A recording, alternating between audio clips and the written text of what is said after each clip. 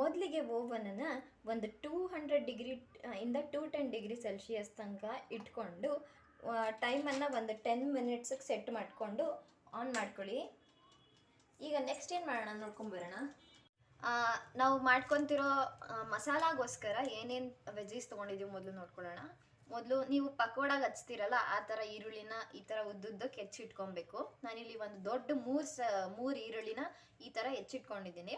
ಆಮೇಲೆ ಒಂದು ಕ್ಯಾರೆಟು, ಚಿಕ್ಕ ಕ್ಯಾರೆಟನ್ನು ಈ ಥರ ತುರಿದಿಟ್ಕೊಬೇಕು. ಅದಾದಮೇಲೆ ಸ್ವಲ್ಪ ಕೊತ್ತಂಬರಿ ಈ ಥರ ಹೆಚ್ಚಿಟ್ಕೊಂಡಿದ್ದೀನಿ ಫೈನಾಗೆ. ಆಮೇಲೆ 6 ಮೆಣಸಿನ್ಕಾಯಿಗಳನ್ನ ಈ ರೀತಿ ಹೆಚ್ಚಿಟ್ಕೊಂಡಿದ್ದೀನಿ, 6 ಮೆಣಸಿನ್ಕಾಯಿನ.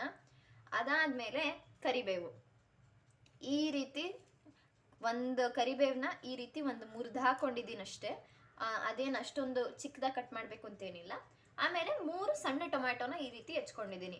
ನೆನಪಿರಲಿ, ಈರುಳ್ಳಿ ಜಾಸ್ತಿ ಕ್ವಾಂಟಿಟಿ ಇರಬೇಕು, ಅದಕ್ಕಿಂತ ಕಮ್ಮಿ ಟೊಮ್ಯಾಟೊ, ಅದಕ್ಕಿಂತ ಕಮ್ಮಿ ಕ್ಯಾರೆಟ್, ಈ ಥರ ನಮ್ಮ ವೆಜ್ಜೀಸ್ ಇರುತ್ತೆ. ಈಗ ಇದನ್ನು ಹೇಗೆ ಮಾಡೋದು ಅಂತ ನೋಡ್ಕೊಂಬರೋಣ. ಮೊದಲಿಗೆ ಎಲ್ಲ ತರಕಾರಿನೂ ಒಂದು ದೊಡ್ಡ ಮಿಕ್ಸಿಂಗ್ ಬೌಲಿಗೆ ಹಾಕ್ಕೊಳ್ಳಿ. ಹಾಗೆ ಚೆನ್ನಾಗಿ ಒಂದು ಡ್ರೈ ಮಿಕ್ಸ್ ಮಾಡ್ಕೊಳ್ಳಿ. ರುಚಿಗೆ ತಕ್ಕಷ್ಟು ಉಪ್ಪನ್ನ ಹಾಕ್ಕೊಂಡಿದ್ದೀನಿ. ಈಗ ಒಂದು 1/4 ಸ್ಪೂನಷ್ಟು ಅರಿಶಿನ ಹಾಕ್ಕೊಂಡು ಚೆನ್ನಾಗಿ ಮಿಕ್ಸ್ ಮಾಡ್ಕೊತಾ ಇದ್ದೀನಿ. ಈಗ ಇದಕ್ಕೆ ಒಂದು 4 ಸ್ಪೂನಷ್ಟು ಅಡುಗೆ ಎಣ್ಣೆನ ಹಾಕ್ಕೊತಾ ಇದ್ದೀನಿ. ಮಸಾಲ ಡ್ರೈ ಇರಬಾರ್ದು, ಅದಕ್ಕೋಸ್ಕರ ನಾನು 4 ಸ್ಪೂನ್ರಷ್ಟು ಅಡುಗೆ ಎಣ್ಣೆ ಹಾಕ್ಕೊತಾ ಇದ್ದೀನಿ. ಈ ರೀತಿ ಚೆನ್ನಾಗಿ ಮಿಕ್ಸ್ ಮಾಡ್ಕೊಳ್ಳಿ. ನೋಡಿ, ಈ ರೀತಿ ಎಲ್ಲ ಬ್ರೆಡ್ಗೂ ನಾವು ಮಾಡಿಟ್ಕೊಂಡಿರೋ ಮಸಾಲಾನ ಮೊದಲು ಸ್ಪ್ರೆಡ್ ಮಾಡ್ಕೊಳ್ಳೋಣ. ಅದಾದಮೇಲೆ ಈ ರೀತಿ ಬೇಕಿಂಗ್ ಟ್ರೇ ಮೇಲೆ ಇಟ್ಕೋಬೇಕು. ಈಗ ಟೆಂಪ್ರೇಚರ್ ಏನೂ ಚೇಂಜ್ ಮಾಡಿಲ್ಲ, ಅದೇ ಪ್ರೀ ಹೀಟೆಡ್ ಓವನ್ಗೆ ಮತ್ತೆ ಒಂದು 10 to 12 ಮಿನಿಟ್ಸ್ಗೆ ಟೈಮರ್ನ ಸೆಟ್ ಮಾಡಿಬಿಟ್ಟು ಆನ್ ಮಾಡೋಕ್ಕೆ ಬಿಟ್ಟಿದ್ದೀನಿ. ಈಗ ಅದ್ರ ಪಾಡಿಗೆ ಅದು ಬೇಯಕ್ಕೆ ಬಿಟ್ಬಿಡೋಣ.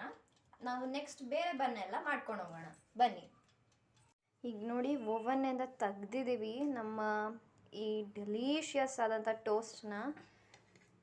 ಎಲ್ಲ ಚೆನ್ನಾಗಿ ಬೆಂದಿದೆ, ಈ ರೀತಿ ಇದೆ ನೋಡಿ. ಫುಲ್ ಸೂಪರ್ ಡೆಲಿಷಿಯಸ್ ಆಗಿತ್ತು. ನಮ್ಮ ಫ್ಯಾಮಿಲಿ ಅಂತೂ ತುಂಬ ಎಂಜಾಯ್ ಮಾಡ್ಕೊಂಡು ತಿಂದಿದ್ದೀವಿ. ಇದನ್ನು ಹೀಗೆ ಬೇಕಿದ್ರೂ ಸರ್ವ್ ಮಾಡ್ಬೋದು, ಇಲ್ಲಾಂದರೆ ಹಾಫ್ಸಾಗಿ ಕಟ್ ಮಾಡಿ ಕೂಡ ಸರ್ವ್ ಮಾಡ್ಬೋದು. ಅದನ್ನು ತೋರಿಸ್ತೀನಿ ಬೇಕಿದ್ರೆ. ಮೊದಲಿಗೆ ಈ ರೀತಿ ಹಾಫ್ಸಾಗಿ ಕಟ್ ಮಾಡ್ಕೊಬೇಕು. ಹಾಫ್ ಮಾಡೋ ಈ ರೀತಿ ಎಷ್ಟು ಚೆನ್ನಾಗಿ ಗ್ರಿಲ್ ಆಗಿದೆ ಇಲ್ಲೆಲ್ಲ. ಈ ರೀತಿ ಸರ್ವ್ ಮಾಡ್ಕೊಳ್ಳೋದು. ಹೋಪ್ ಈ ವಿಡಿಯೋ ಇಷ್ಟ ಆಯಿತು ಅನ್ಕೊತೀನಿ. ಇಷ್ಟ ಆದರೆ ಪ್ಲೀಸ್ ಲೈಕ್ ಮಾಡಿ, ಶೇರ್ ಮಾಡಿ, ನಿಮ್ಮ ಫ್ರೆಂಡ್ಸ್ ಫ್ಯಾಮಿಲಿ ಎಲ್ಲರಿಗೂ ಶೇರ್ ಮಾಡಿ. ನನ್ನ ಚಾನಲ್ ಇಷ್ಟ ಆಯಿತು ಅಂದರೆ ಸಬ್ಸ್ಕ್ರೈಬ್ ಮಾಡಿ ಇಂಥ ಮೋರ್ ವೀಡಿಯೋಸ್ಗೋಸ್ಕರ. Thanks for watching.